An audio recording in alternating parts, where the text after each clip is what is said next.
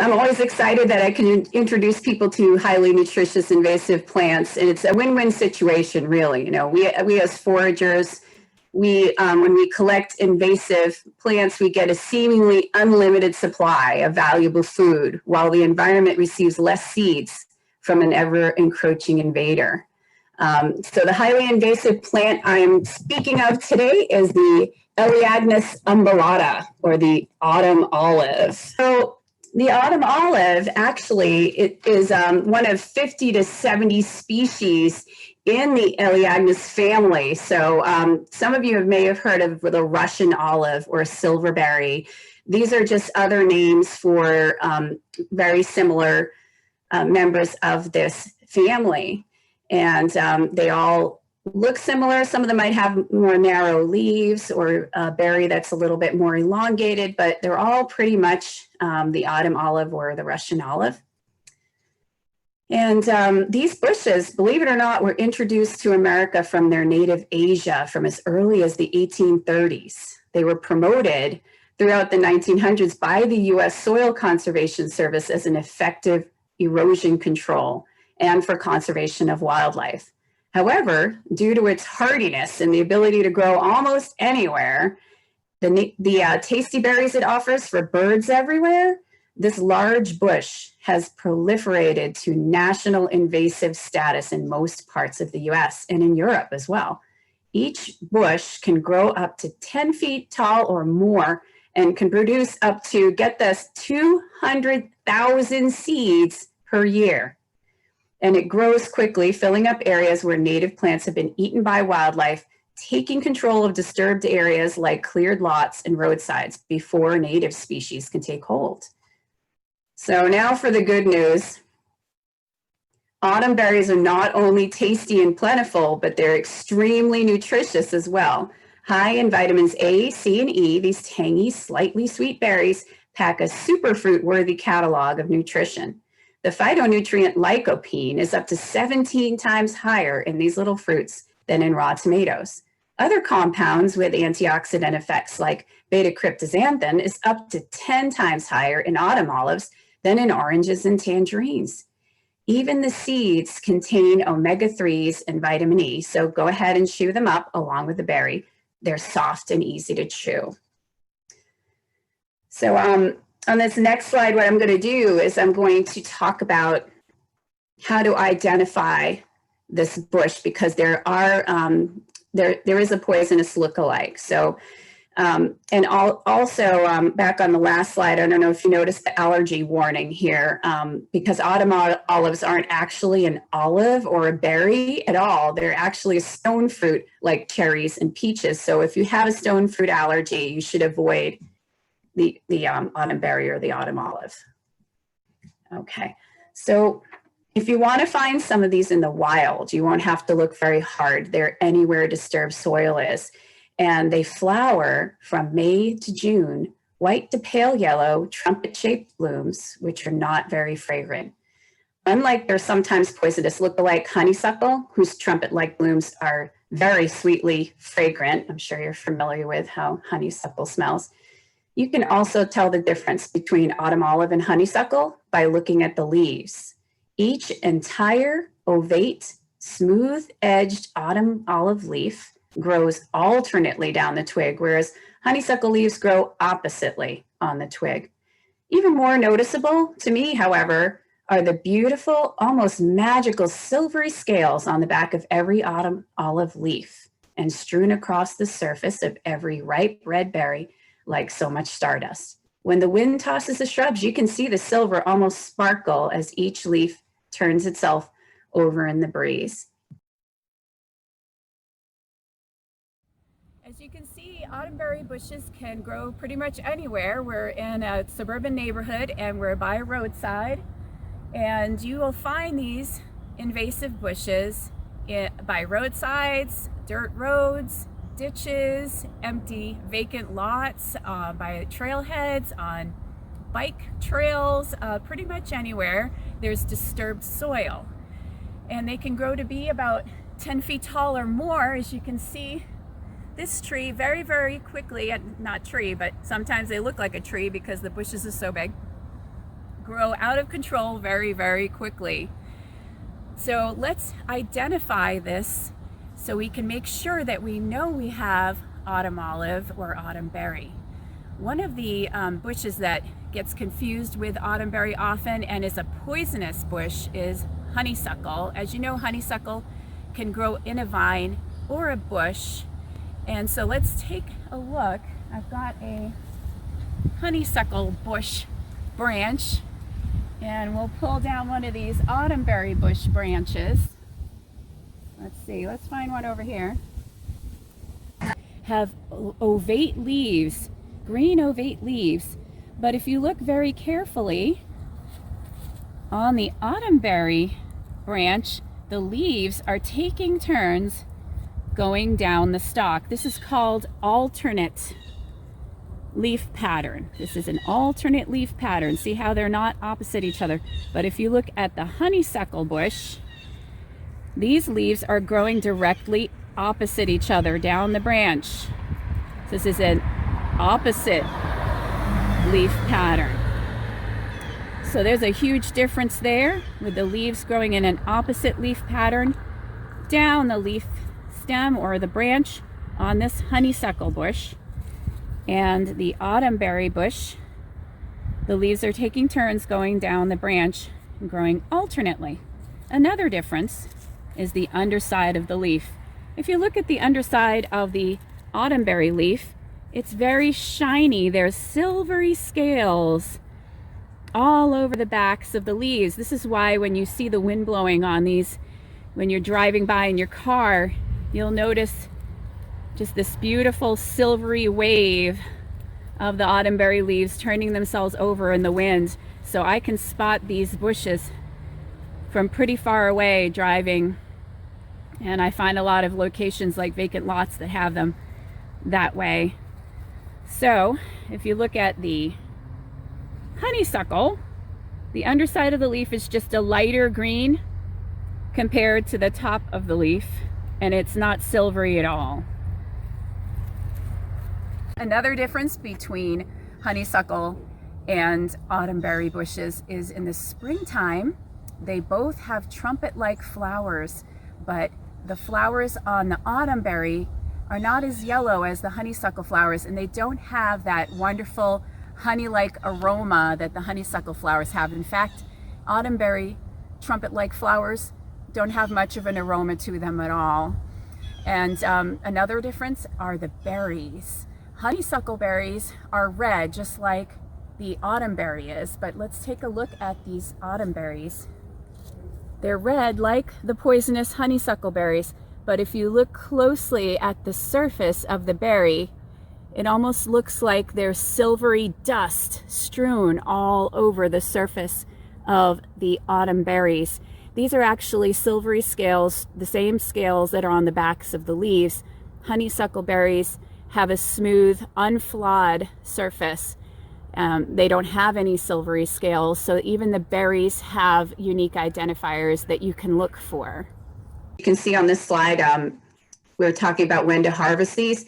These actually start getting ripe. Some of the bushes start getting ripe as early as September, but you may not want to pick them yet. Maybe just eat a handful here and there, because the tannic acid, I mean, tannins are very good for you. They're actually, cancer fighting, but too much tannins can give you an acidy stomach. And if you have, GERD or, acid indigestion, often that's not something, tannic acid is not something that you want to eat a lot of. So I usually wait till now.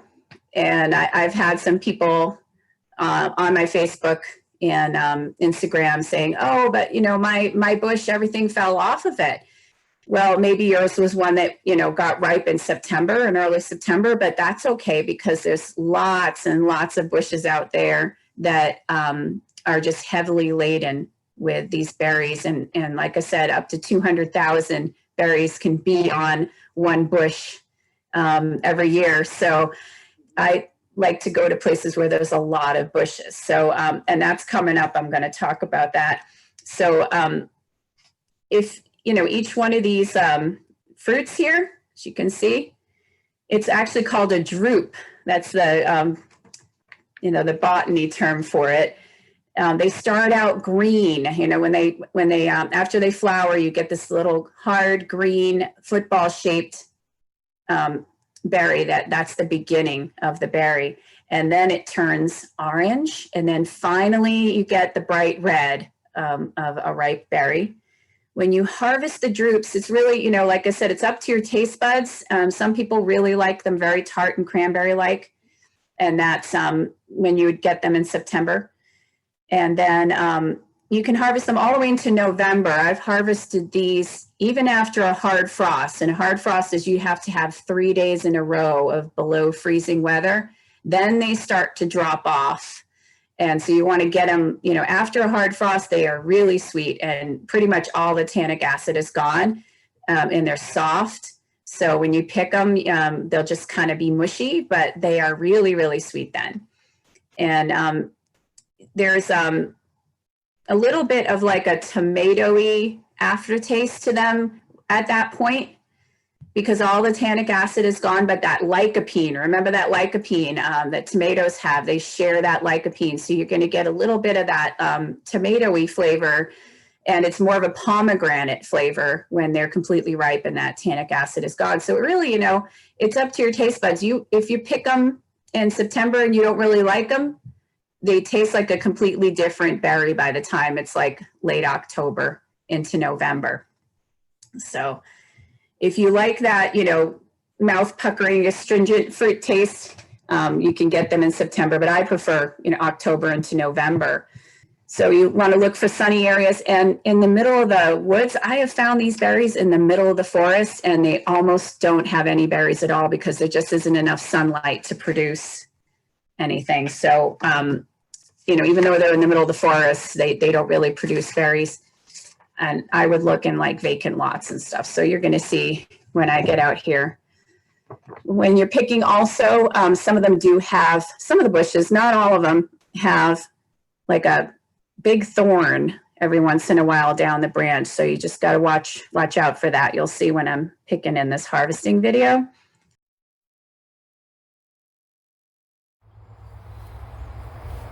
So here we are in a vacant lot. So this is the end of a development where they had obviously cleared this lot a long time ago, probably, at least 10 or 20 years ago. And they never ended up developing anything here at the end of this lot. So after disturbing all the soil, they just, in removing the forest here, they just left this lot vacant. And all the disturbed soil made a great spot for autumn berries. Now this tree here isn't quite ripe. See how these berries are still a little bit orange? These will be very, very tart, so they're not quite ripe. And each one of these bushes is in a different stage of ripeness, depending on whether they got morning sun or obviously this one was more ripe and the birds have eaten it all and all of the berries have fallen off. So here we are in mid-October, and that's my favorite time to collect autumn berries because we've had a few really cold from bush to bush and taste different berries. And so even though they may be ripe and red and plump, they may not have a lot of flavor. I like them to be very flavorful and not too tart. I'm going to give a taste.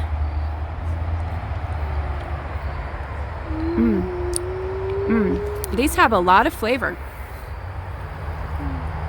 So I'm going to go ahead and pick this bush. So what we do, I'm going to have my daughter help us here. Okay, so I have bent this branch down. And this is what we do. Yep, we just kind of run our hands along the berries. Remember, some of these branches might have some spines on them, so we have to be careful. You might want to look at the branch before you start showering the berries down into your bucket. You just basically stroking the branch, and the berries will just fall right down into your bucket. You keep doing that, and you can end up having pounds and pounds of berries depending on, how much is on the bush and how many bushes there are. But as you can see, we can get, you know, probably a good amount just from this one bush here. Okay, so let's demonstrate that again. We got the branch right over the, so hold on to that. So what I'm doing is I'm pulling gently. I'm not smushing the berries or anything. I'm just, as I go down the branch, kind of just feeling, and I call it milking, but you're basically just stroking the berries off gently. So, but I'm doing it a lot faster, you know, but I'm just trying to show you how I get them off, and then they just fall into the bucket because you're holding the branch over the bucket. So once you get home, I always get a couple of big trays and we just start dumping the berries out to sort them. As you can see, you're going to get lots of leaves and sticks and debris in there from the bushes. And you might see some little baby spiders, some beetles, other insects. You're also going to find some rotten berries. So that's why we dump them out on the trays and sort them to get out all of that undesirable material out. It's just part of processing wild food. So my girls and I have got a bit of sorting done. They didn't want to be on the video. You know, when you get to be in 3rd grade and 6th grade, I guess they don't want to be on camera anymore, but they've been doing a great job with me. All of the stuff that we don't want, the rotten berries and everything, I actually will put this in the microwave for a little bit to kill the seeds, and then I can put them on my compost pile. I've been putting all the good stuff that I want to use in this strainer, and then we've been sorting. The way we do it is we just kind of push all the berries, a little bit of the berries to the side in one layer, and then we can see any of the rotten ones or any insects. We did have a cute jumping spider that we let out the front door. It was adorable.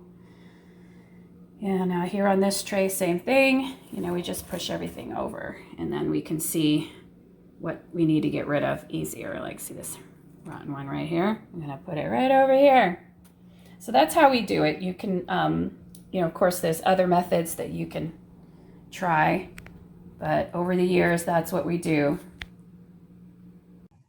What do you do with these berries once you get them? There's a lot of different, I've seen all kinds of creative recipes, you know, chefs making different wonderful things with this. So, I mean, they're tart, they're tangy, so you can enjoy them by the handful raw. We eat a lot of them raw when we're picking them and when we're sorting them. And you can, you know, prepare them into anything. You know, here we're gonna make a puree. You're gonna see how to make a puree. And you know, people make savory and sweet sauces. You can make, you know, people made ketchups and things like that. You can take this puree and you can put it in a smoothie, or you can make a jam and can it. And but here we're making the fruit leather because that's our favorite here in our house. I am straining this, but the berries are going to have enough water on them so that when I put them in the pot, I will not need to add any water for that part of the process where we are cooking them in the pot. Now you'll see some fruit leather recipes where it says to add water, and I, over the years, have found that that really doesn't help. It just makes for a longer dehydrating time for your fruit leather. You know, you may choose to add a little bit of water if you're going to use it for smoothies, or you can use the puree for something else like canning. But again, I don't see that how that would help if you're going to make jam either, because then you're adding water, and it'll be more flavorful if you just use the water that's on the berries just from rinsing them. That's, I've found to be plenty of water. So my berries are in the pot now. They're on medium heat, And I'm going to stir these every once in a while until they just start bursting and making their own juice. You'll see when we get back. Okay, so we're about 5 minutes later and we're starting to hear the berries bubbling and they're starting to burst and make their own juice, but we're not there yet. I find that when I stop at this point, when they're just bursting, it's not enough, and you end up getting some clear juice, which might be fun for drinks, but you end up getting a clear juice and the pulp separate from each other, and that's not going to work for your puree. So you have to keep on cooking it until we get basically what looks like a pink stew. So now you can see it's really cooking down, and you can see some of the seeds, and it's looking very stew-like at this point. The berries are bursting open when I gently press them against the side of the pot. So this is the stage you want to get to. Okay, we've got what looks like a stew. And really, now you're ready to take it off the heat and start milling it through your food mill. So that's what it looks like.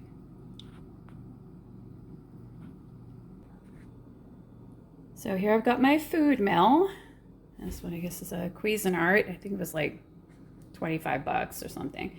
And this has been awesome for wild food. You never think you'd need a food mill, but when you start processing wild food, it's been great. It's been great for these berries, elderberries, and pretty much anything you need to pass through a food mill. And it's been lasting for like 5 years so far. So let's load up. See if I can do this without making a ton of mess. Load up the food mill with our pink stew. Yummy, yummy. There we go.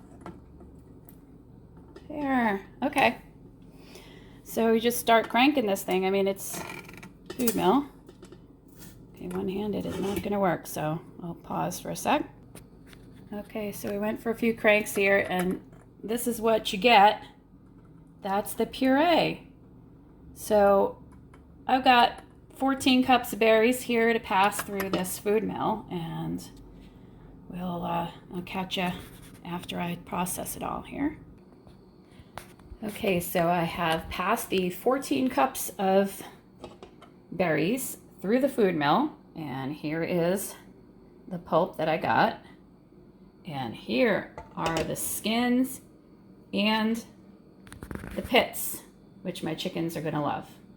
Now, this, all of these seeds are now dead. As you can see, they turned brown from the boil that we put them through when we stewed them.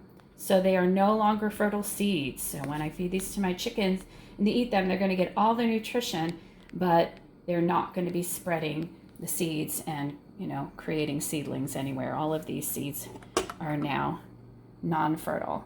Okay, now can you do this without a food mill? Yes, you can. It's just a little bit more of a process. What I do is I will stew the berries and then put them into a blender.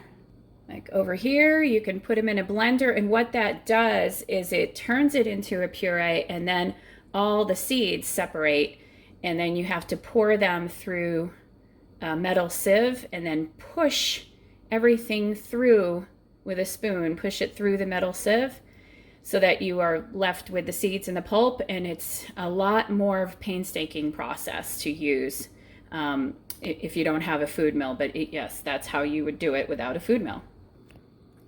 So I have returned the pulp to the stove on low heat, and I'm going to add my honey.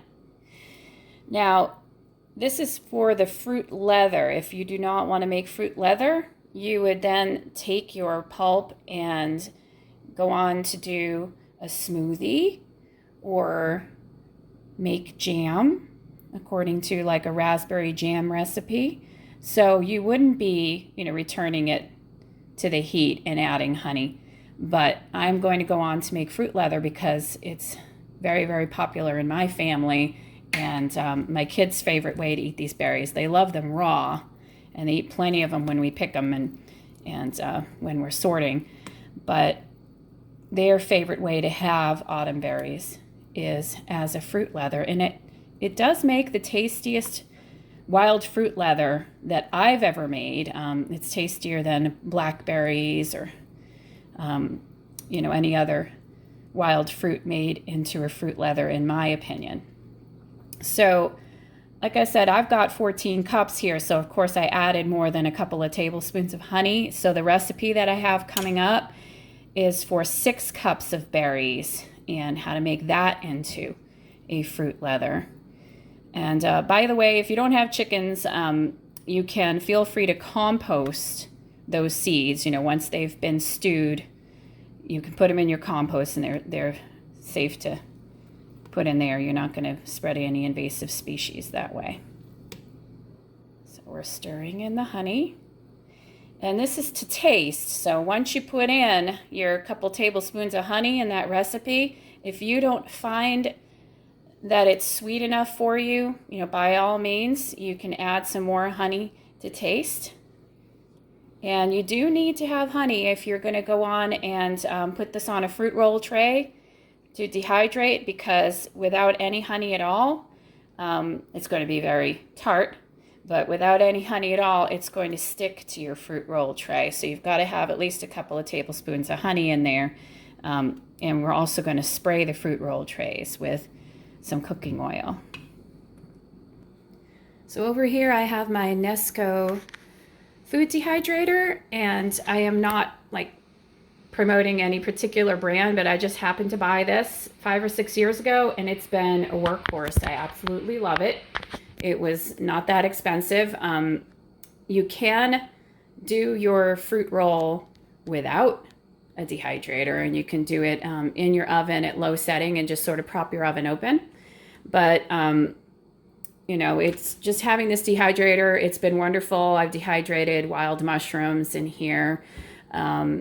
I use it for all kinds of wild food needs. I've made mushroom jerky, all kinds of wonderful things. So here's the fruit roll tray. And these, are also the same brand. You can get them online or Bed Bath & Beyond. And I'm spraying the fruit roll tray. And I am also going to mop up all of this. I'm not going to just leave it like this because it just makes for an oily fruit roll. So I'm going to dab up all that extra stuff with a napkin. It's going to be oily enough that my fruit roll won't stick when it's done. Plus the honey helps it not stick. Okay, so we're ready to start. And you want to make this even, because if you have some really thick parts and some really thin parts, it's going to be hard to, have a uniformly dried fruit leather. You're going to have some that's too dry and all crackly, and then you're going to have some that's not quite dried. So you want to kind of make sure there's a uniform thickness, and you can see there's a little lip on the fruit roll tray that you don't want to go past. There's a little line on that fruit roll tray. It's probably not picking up on the camera here, but I can see it. And so I go to that little line and I just stop there with my puree. So if you were to do this in the oven without a dehydrator, without a fruit roll tray, you would put this on a cookie sheet. You'd line the cookie sheet with some parchment paper before you put your puree on. And again, on that cookie sheet, you're going to want to make sure that your puree is a uniform thickness before you put it in the oven, and you're going to put it on a real low heat at about 125 to 135, and you're going to watch it in that oven for a few hours. Okay, so there's my fruit roll tray. So just to give you an idea, I ended up with the 14 cups of berries that I processed, getting 3 of these fruit roll trays, plus I have enough puree left to make a smoothie tomorrow. So I just usually follow your typical strawberry banana smoothie recipe and substitute out the strawberries for this puree, and it makes an amazing smoothie. So let's start the dehydrator. So I am using the fruit and vegetable setting, which is 135 degrees Fahrenheit, 58 degrees Celsius.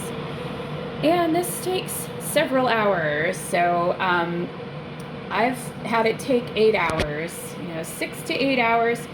You're just gonna, after a couple hours, check your trays. I usually rotate the trays. So like the ones that are on the top, I'll rotate to the bottom and, just keep on checking them. What you're looking for is them being dry but not tacky. So we'll take a look in a little bit. So I have to correct myself. I got 4 fruit roll trays from the 14 cups of berries, plus this much puree left over to make a smoothie. So the recipe with the 6 cups that I'm going to show you at the end here should get you 2 fruit roll trays if you're using these fruit roll trays. Yes, you can use something other than honey. You can use like agave syrup or other sweeteners. I would choose like a honey-like sweetener like agave syrup, because that helps your fruit leather to be supple and not to stick to the fruit roll tray or stick to your pan in the oven. But you're going to be, if you're using your oven as the dehydrator, you're going to put some parchment paper down, but it'll stick to your parchment paper and rip it if you don't put some syrupy type sweetener in there. So agave syrup's great if you want an alternative to honey. So the first slide here that we have is telling you how to make the puree before the honey part. So this is where you would stop if you just want the puree to make a smoothie and you don't want to put any sweetener in it yet because you're following a smoothie recipe, or if you're canning and you're going to be making jam, you obviously don't need to put your sweetener in yet. You're going to follow the jam recipe. And there are, by the way, a lot of autumnberry jam and canning recipes out there. If you just Google autumnberry jelly or autumnberry jam, you will actually find recipes. This is such a common wild food that there's now all kinds of recipe ideas out there. You could just Google autumnberries and you'll see some pretty fascinating ways that these are prepared. Check your bush when you're picking. They shouldn't squish in your hand as soon as you touch them. They should. And I have picked them and made fruit leather in September, and it doesn't seem to matter how much honey I put in there. There's just so much of that tartrate that's like, it's very acidic, and I will load up on the honey and it doesn't cut that acidic, that tartrate, and it kind of hurts my tummy. So that's why I stopped picking them in September and waited till like October, second week of October on to pick them. But while it's in the pot and you've got, you're adding the honey, you can always just keep, tasting it to make sure that it's sweet enough. But like I said, if it's early in the season and there hasn't been any really cold nights, and we're talking like the nights that we've had that we're pretty close to freezing and we had frost, that's what did it. That's what kicked that tannic acid level down. And that's what I usually wait for. Second slide is all about the fruit leather part. So, it starts with step 3 here, where it's talking about adding the honey to taste, like we were just talking about. If it's not sweet enough with the 2 tablespoons, you're going to want to just add a little bit more honey. And like I said, it may not, it may just be too early in the season and has so much tannic acid in it that it's just even adding more honey is not going to help you out. And in that case, you can just use smaller amounts of it in your smoothie, or you can, just use a tiny bit of fruit leather on your salad or something instead of loading up on it and getting too much of that tannic acid. You'll still get the nice tart, tangy flavor of the fruit. So we've been dehydrating for 2 hours. Let's take a look. Let's look and see how we still have a ways to go here. It's very wiggly in the middle, so we still got a ways to go. The dehydrator was only going about 4.5 hours before I had to go to bed last night. So what I did was I unplugged it and left it in the hot dehydrator overnight. I do this a lot because usually it runs into bedtime for us, and we can't leave it running overnight. And it will do a considerable amount of drying if you're near the drying, end of the drying process, if you just leave it in the dehydrator overnight while the dehydrator is still hot. And I got like one sort of little soft area here. I checked all the trays, and all the trays had a little bit of, still a little bit of tackiness around the edges. So what I'm gonna do is just run the dehydrator for about 15 minutes, because we're pretty much done with this fruit leather. We'll see how that goes. Okay. So what I did was I kept checking the dehydrator every 15 minutes and made sure that none of the fruit roll is tacky anymore, but not so dried up that it's going to crack. And see how it just comes right off. Okay. And it's still warm, so it's really very easy to work with. And now you can, just take a pair of kitchen shears and start cutting into your servings.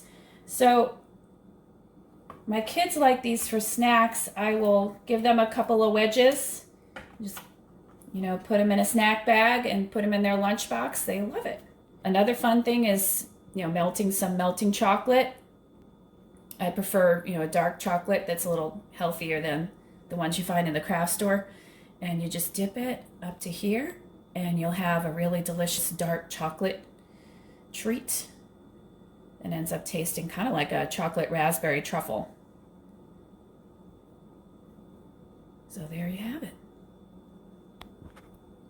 I am on Facebook, and I do post my finds, and I post identification tips and videos and cooking ideas and everything on my Facebook and my Instagram.